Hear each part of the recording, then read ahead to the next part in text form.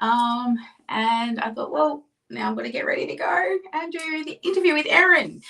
But let's put on a face first. So while we put on the face, we're going to talk about the topic. Coffee for? I'm going to run out of pods soon the way I'm going. They're going to be all gone before we know it. Now, I'll probably take a little longer than normal to do my makeup because I'm talking at the same time. All right, so what we're going to talk about, let me know in the chat below, what's one of your favourite sessions so far that you've been to? I know you're all starting to jump in. I'm nearly out of primer. So, do you want to know my makeup? Let's share what I do for my makeup. All right, so we start with primer. This is my primer. I have another bottle, but getting to the end. It's like toothpaste. You use it really fast, and then when you get to the end, it seems to last forever. So I don't know how long this is going to take me. Normally it takes me like 3 minutes to do my makeup. All right, so we're talking about the 7 stages of the customer's life cycle. Now, these all fit together a little bit like a jigsaw puzzle, okay? But it helps us to organise our campaigns and organise where people are in the customer's journey. So silky soft, seriously. I've tried so many primers and this is the best one ever. And I'll probably do these things the wrong way. So I don't know.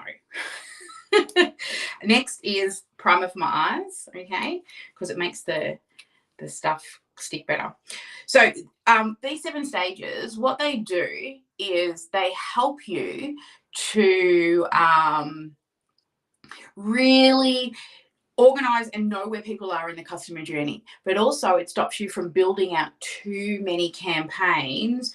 And then what you end up with is people receiving, like, they're in one campaign and getting a nurture sequence and they're in 3 other sales campaigns. So by using the customer's life cycle, it's like a little jigsaw puzzle, and we know where people are. And this is how we do the no dead ends section that we spoke about. All right. So next is foundation. I've been using the spray, but my consultant said try this one. It's apparently got some anti-aging serum in it as well. So I'm like, okay, anti-aging serum. So stage 1 is lead generation. So this is where we build our campaigns in regards to whenever we're collecting a lead or at the very start of a funnel before we put them into like a sales sequence. So it's really the giving area of Kabuki brush. It's really the giving area of the campaigns, right? So they'll opt in and then they will come through a lead gen. So we'll deliver the freebie, or we'll deliver the training of some sort. Normally it's like the challenge emails and things like that. And then we always try to give at least 3 times before asking. Everything inside the Sparkle world is all about 3s. You'll find. So we give. All right. And then we ask.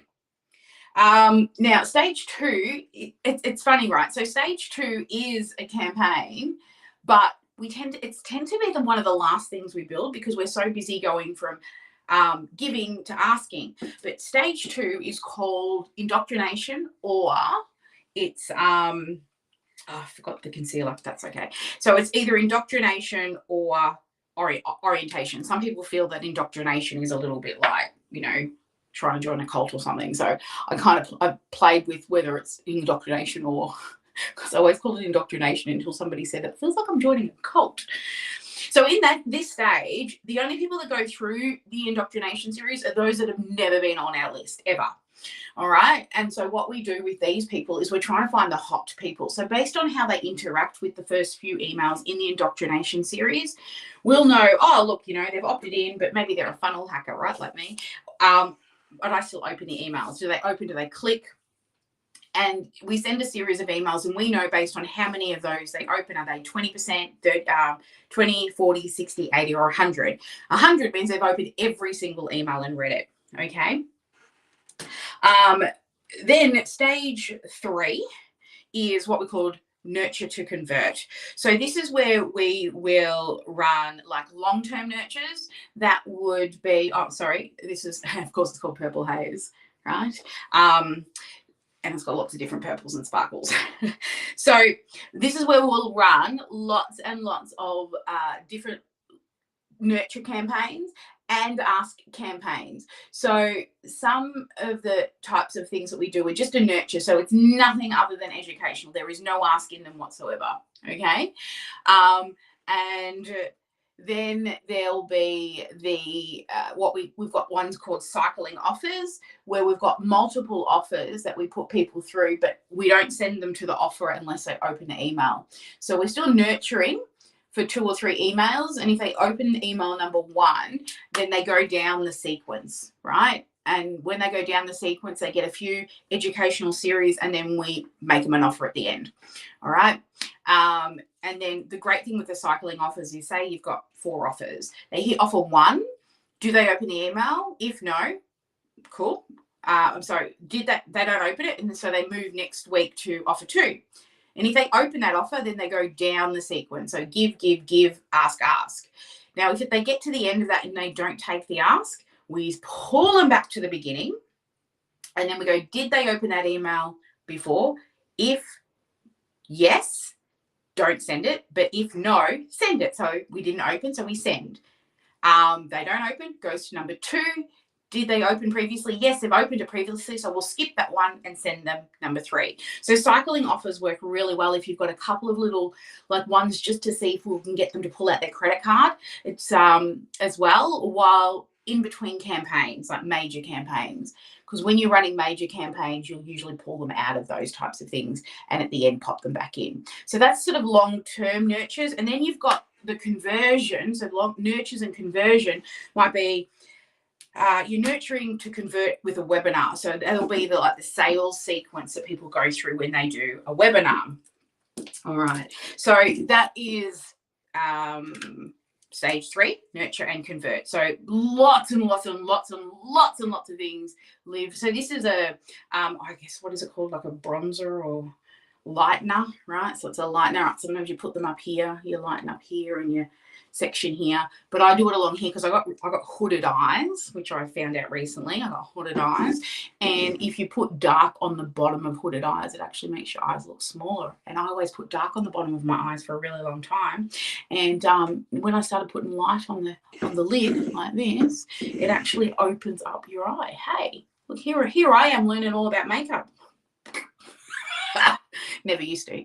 All right, so I started watching a couple of YouTube videos, right? So stage 4, so we've done 1, which is lead gen, 2, which is indoctrination or orientation, 3 is nurture to convert, 4 is sales.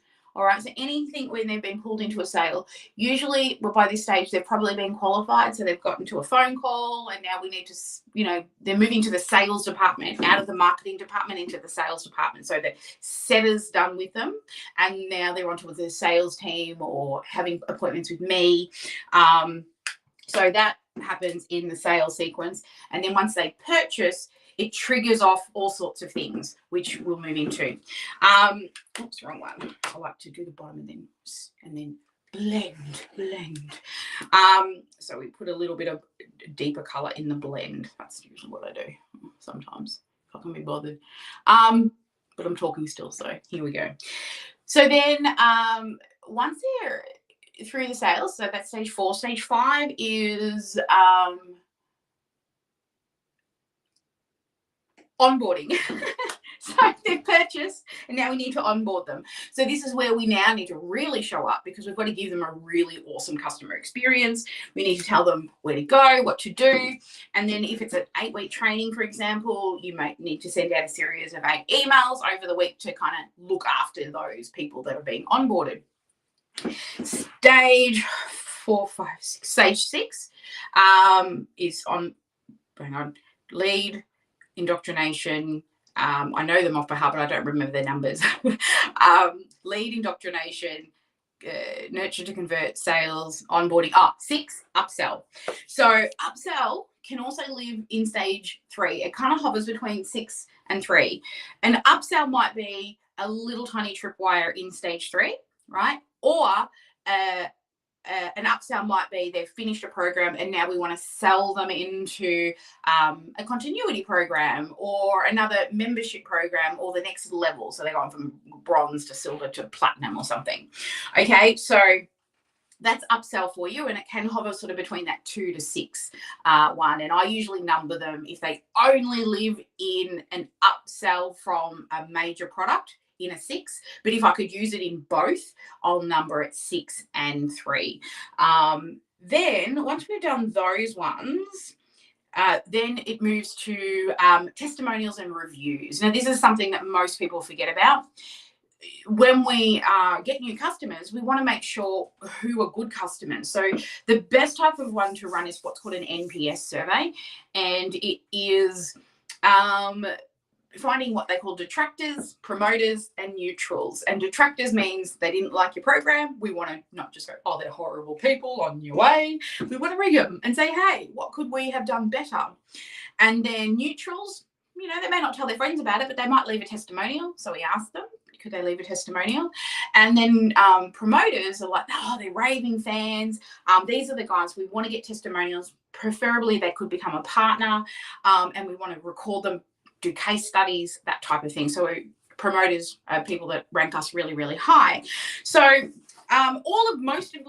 everything I've told you can and totally is automated. And there is that human connection. You'll find the earlier part of the sequences are more automated. The sales and conversion stages are definitely more human to human, and the onboard, of course, is definitely more human because you're loving on those people. A little bit like what Brandon was saying, how we, at the bottom of the funnel, we look after those people, the ones the most, spend 80% of our human to human connection on those guys at the bottom of the funnel that Brandon was talking about in his session.